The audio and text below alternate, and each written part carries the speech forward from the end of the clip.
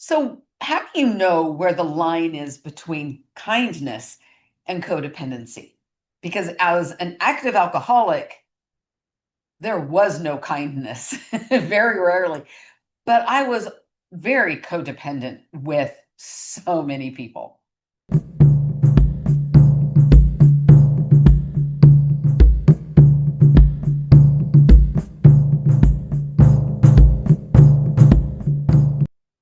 In sobriety, I have had to learn what codependency really meant.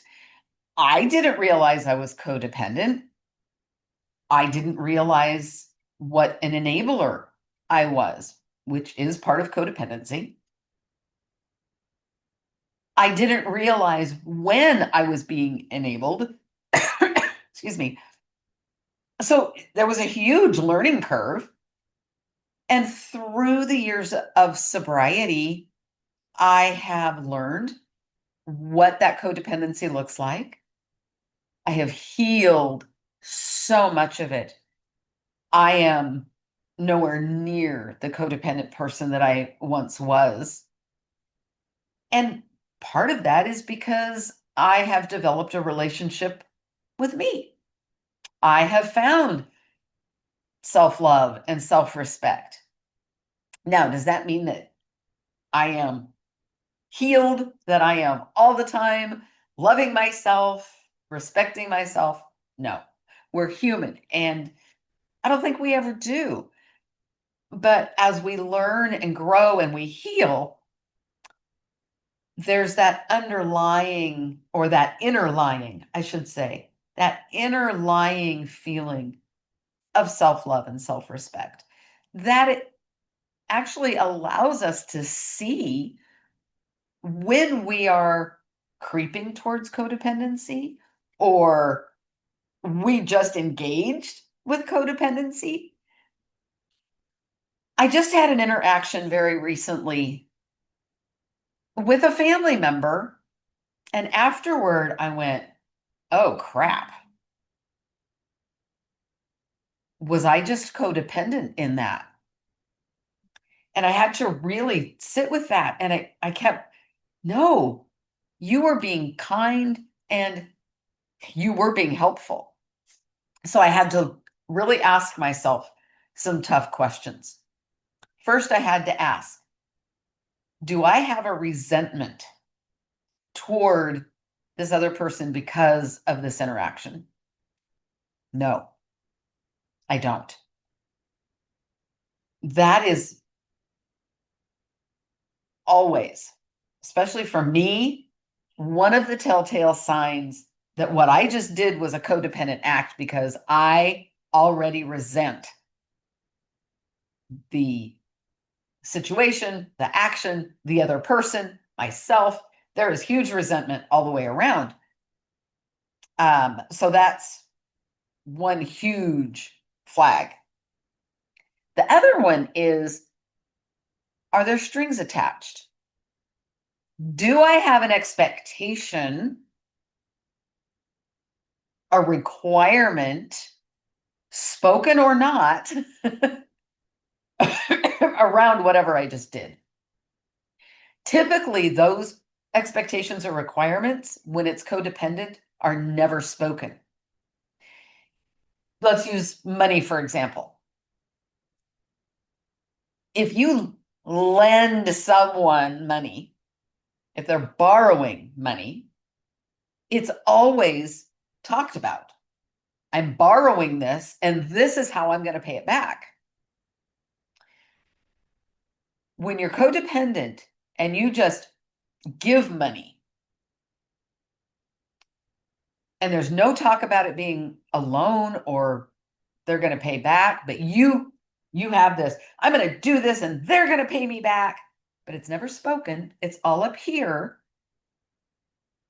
And it never happens, and you know it's never going to happen, but it's still up here, that string attached, and then maybe you throw it in their face, things blow up. That's codependency right there. That is definite codependency.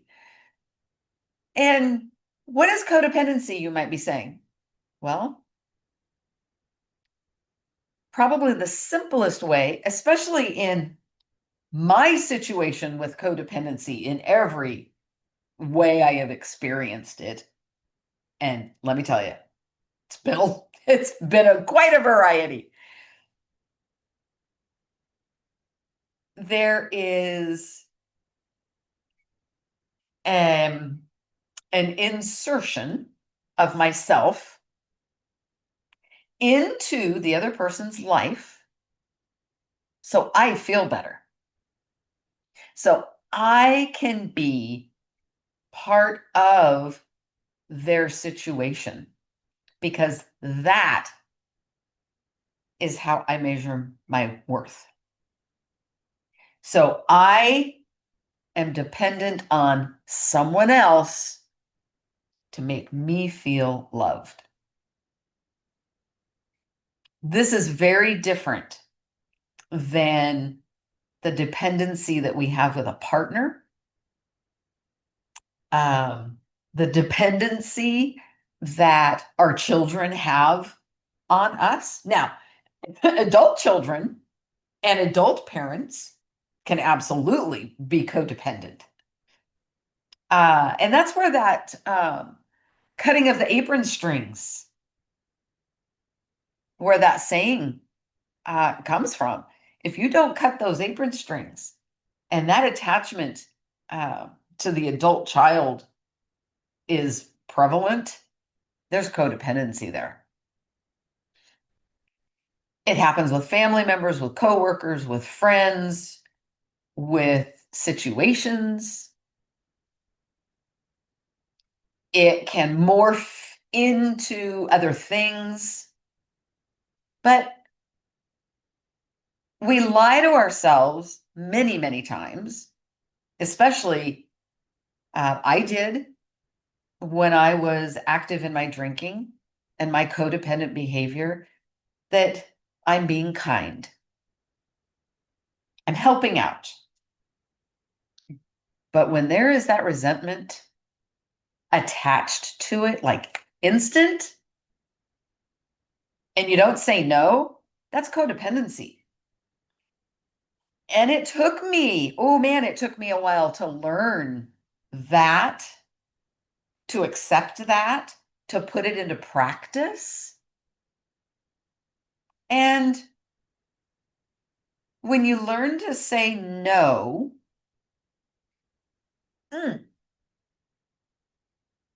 Spirit just whispered in my ear, have you forgotten how to say no? But I haven't. I really haven't. But Spirit likes to remind me, right? Are you being codependent? Are you falling back into old behaviors? And I admit that sometimes, yes, I do. I do. And it's part of my learning. And I accept that. What I've also done is I have had to learn what is not codependent. What is just giving? What is it? Where is that of just being kind and really lending a helping hand? Because there are some people who need help and it's hard for them to ask for it.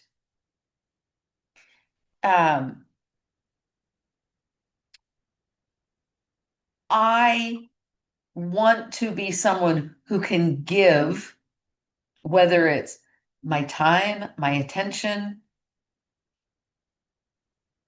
I like to be helpful, and I'm learning how to do that in a non-codependent way. So that line of kindness and codependency can be very blurry, very blurry. It can be moving. It can cross each other. There can be a very fine, where the lines are so parallel that you don't even notice where they crossed. And then all of a sudden you're like, uh-oh, I missed it. Now I have gotten myself right back into that codependent behavior,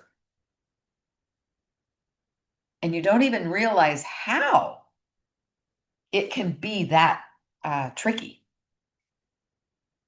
But what do? Do you stop being a caring and giving person?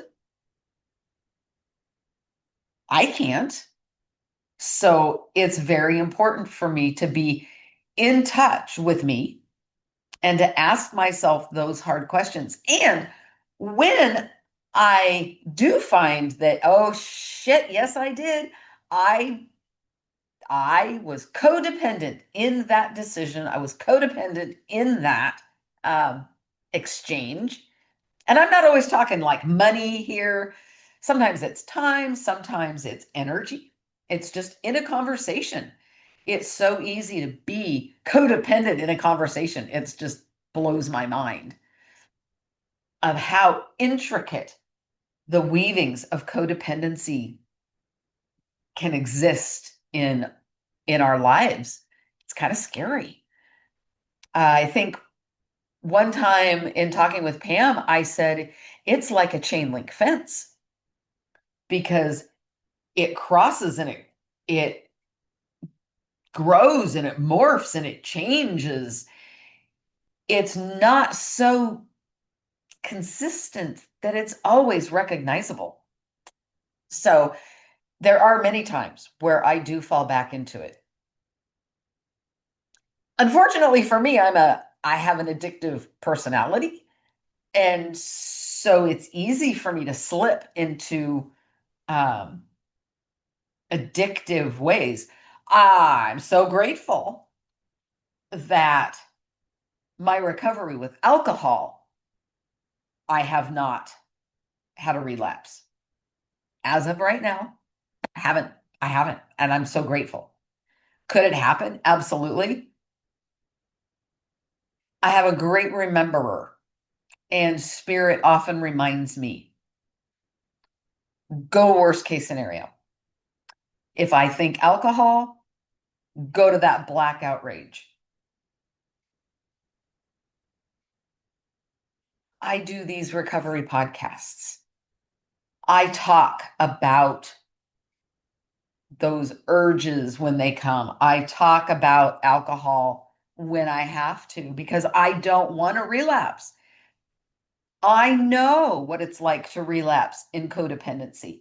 I know what it's like to become in that addictive way with disc golf. Like 2 weeks ago, my husband and I went out and we played 27 holes. That evening, I was so tired, I could barely maneuver. And I told him, I'm kind of thinking about walking down to the park and playing nine. He's like, have fun, knock yourself out. I'm not going. I'm tired. I have we played plenty earlier in the day.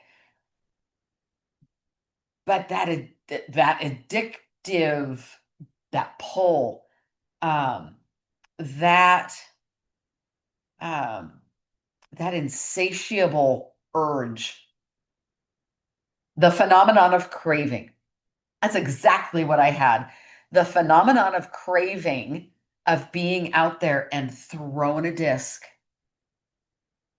I just wanted more. And yet I'm so tired, right, that I can't even operate. So I know what it's like to fall back into addictive behaviors. And that's why I work so hard at keeping myself sober and free from relapse of alcohol. Because, oh man, I got way too much to lose. I got way too much to lose, and I'm not doing it. Codependency could lead me down that road. So I am very careful. And I'm also very careful. Spirit has been very clear with me that when I do realize that I have fallen back into codependency, even for a split second, I cannot punish myself. I cannot beat myself up. I have to show compassion to myself, the same as I would show compassion to you. If you came to me and said, I fell back into that codependent behavior and I did this, I would have compassion for you and with you, and I would help you, if I could, find out the why. What was going on with you? What need did you need met? And you felt that was the only way that you could get it met. That's really what codependency is all about, is not having that relationship with self to fill that need of acceptance. And I mean, there's so many, I'm not going to name them all, but in the simplest terms, we are trying to get a need met, usually of connection and acceptance, love, if you will, that we have not been able to find internally. And we're human. It happens. We're in and out of that. And sometimes things align just right. And we go, "Oop, I'm going to grab this," and then realize, uh-oh, that was not the right thing to do. So having compassion with myself and really looking at why was that? Now, this is something that Spirit brought me not too long ago, is not to get too carried away. This is for me. This may not hold true for you. So I'm going to ask you to take this with a grain of salt. If this lands for you, love it, love it, love it. If it doesn't, it's not the right thing for you.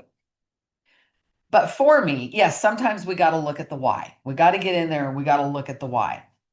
However, if that looking at the why and trying to figure out why takes us way back into the past, and we are ruminating and we are self-loathing and we are going down a rabbit hole,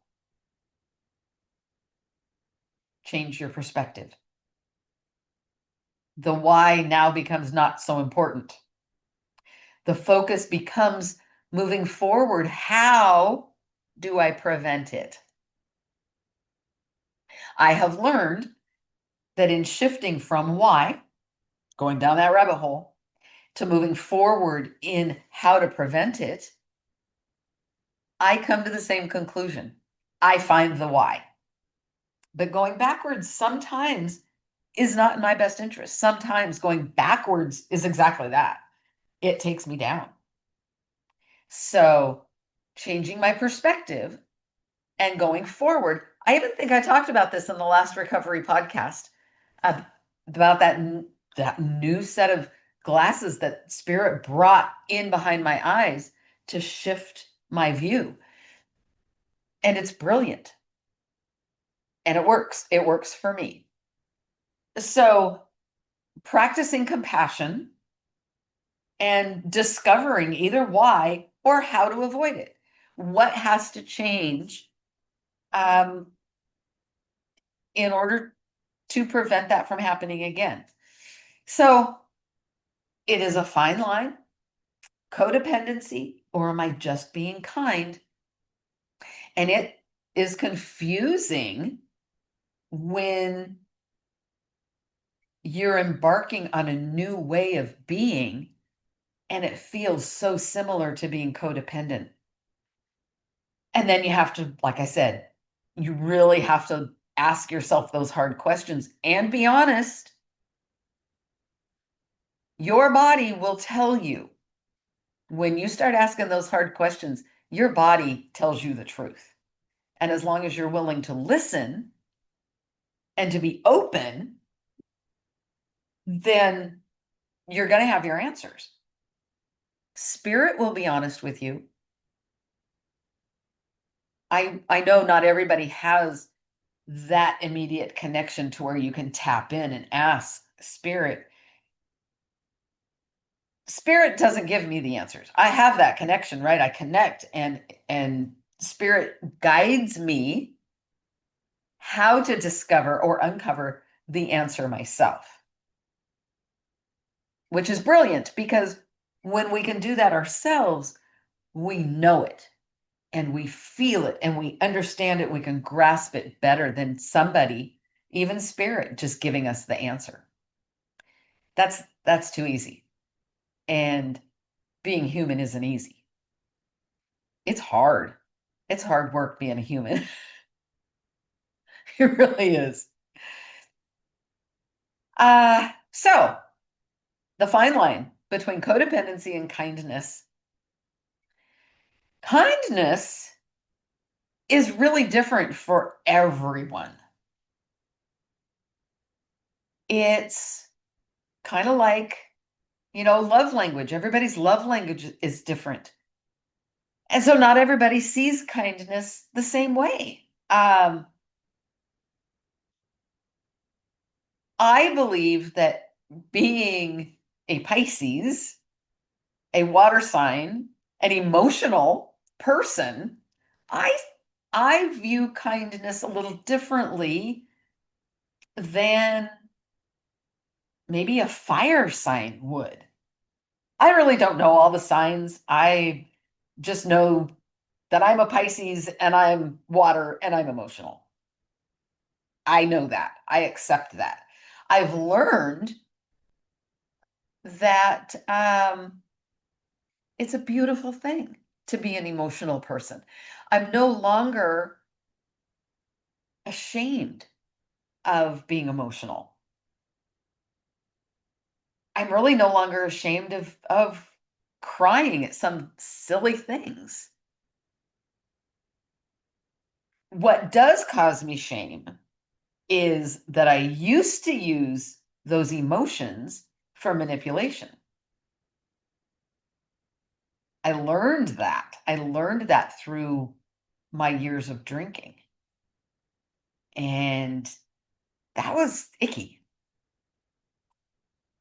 And that comes from wounding, and that comes from a place of lack. I don't believe I do that anymore. I'm trying to think. I could.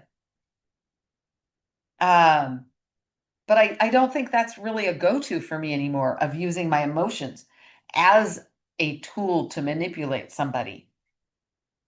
I've learned boundaries with myself, which, we don't talk much about. We talk about boundaries with other people, boundaries within a situation. But I don't think we ever talk much at all, if ever at all, of creating boundaries for ourselves. And boundaries for ourselves are really important. And I do believe that I have learned how to set emotional boundaries for myself. I think that's a whole topic for another day. Um,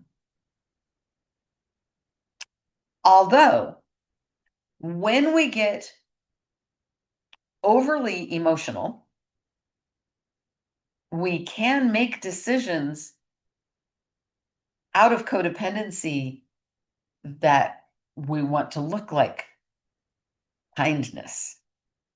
So there's just a lot of awareness that we have to have when we, as addicts, anybody really, because people of addiction, I don't care what your addiction is, but people who know addiction, who have lived through addiction, we don't have the corner market on codependency. Non-addictive people can be very codependent, um, all on their own. And I don't want to take that away from them. I don't want to separate us alcoholics and addicts um, into, no, we are the codependent bunch, because that's horseshit. We are not. Non-addictive people are just as codependent. They have just as much wounding. They have just as much shit to go through. But I know it from the alcoholic point of view, so that's where I talk about it from. And I really lost my train of thought there, so I'm sorry. Um, but as we maneuver through learning how our codependency runs through our life, that awareness that we have to have as we start shifting out of it and learning to choose ourselves first in most cases, learning respect of ourselves, but also of the other people that we were codependent with. Because when we get codependent with another person, we do them a great disservice.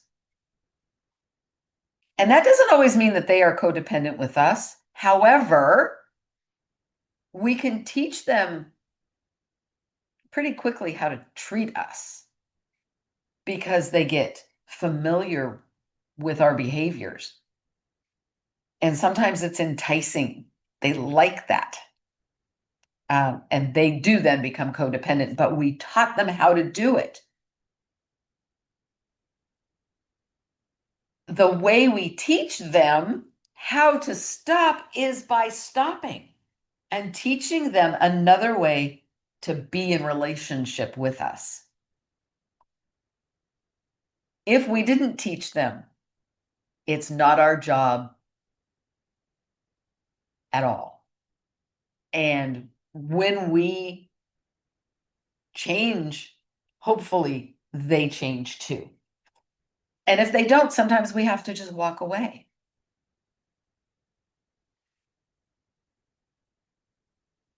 That's within that whole scenario of discovering what codependency is for you and where it's happening and how it's happening.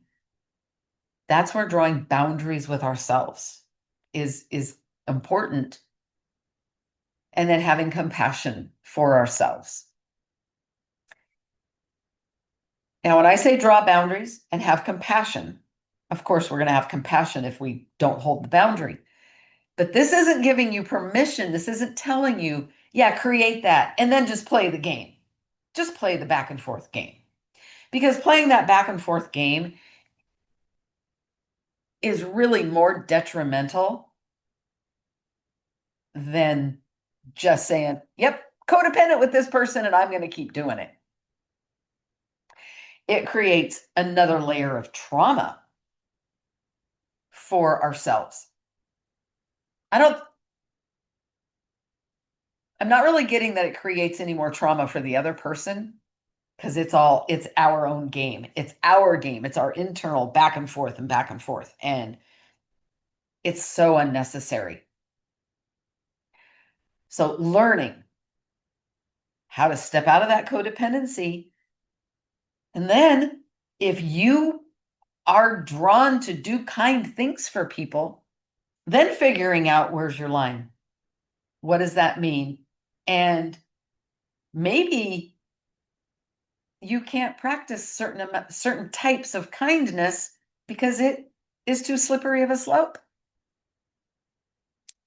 And you might have to adjust.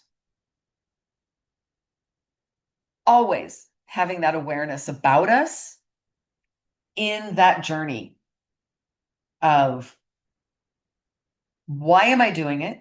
How do I feel about doing it? And do I have strings attached? Is there resentment? And do I expect something in return that I'm not willing to share with them and work out ahead of time? So those two things, the resentment and strings attached, are things that I have personally learned are very important in knowing, yep, that was a codependent decision right there. And ick, I wish I hadn't done it. Grateful to say I don't have too many of those anymore. Now, there were times, sure, in learning, I would justify, nope, that's not codependency. I justify things. And then, after a while, it's always brought back around to you. And you're like, that was codependency. Sure enough was. Guess I need more to learn. More connection with self. That's always the first place that I have to go. is a deeper connection to myself. What's the need not getting met? What am I ignoring? What can I heal? There's always something to heal in there, but typically I am ignoring something. I'm ignoring a connection with myself and with spirit. Getting in touch with our physical body, our emotions, and our higher selves on a more regular basis really can help us stay on a more balanced recovery. It's amazing to say that having a relationship with your physical body, having a relationship with your emotions, and it takes work. It really does take work. My emotions have been neglected lately. I can say that. I've not been nurturing that relationship. I've been more focused on my body. And I need to get back to a more rounded um, a more rounded routine of true self-care, um, which means tending to the connection, tending to the relationship with me, with my body, with my emotions, and with my higher self. Connecting with our higher self. And if you don't know what that even means and you're curious, please go to the website, tcseverydaypsychics.com. We can help you with that. There's my plug. But it is an important piece of my recovery. I'm going to say of every person's recovery. It really can change your day-to-day existence. Because, damn it, humaning is hard. And humaning sober can be hard. It's way better. It's man. If somebody would have told me 16 years ago, ooh, we kazoo, 16 years ago, I tell you what, I was in the depths of my alcoholism. Because February of 26, I will have 16 years sober. So 16 years ago, man, oh man, oh man, I was in it. I was deep in it, and it was ugly. If somebody would have told me what my life today was going to look like, I'd have laughed in their face. Yeah, it's a beautiful life. I think I need to remember that a little more often. Thank you, Spirit, for that reminder. So, with that, I'm going to wrap things up. Thank you for letting me be part of your day. Again, the website for TCS is tcseverydaypsychics.com. I invite you to take a look, see what we offer. If you need paranormal help, it's free. We charge for other services. And do all the YouTube stuff, please. Like, subscribe, share, and leave your comments. Thank you. And, throw codependency out the window. Put yourself first and stay sober. Take care, everybody. Bye.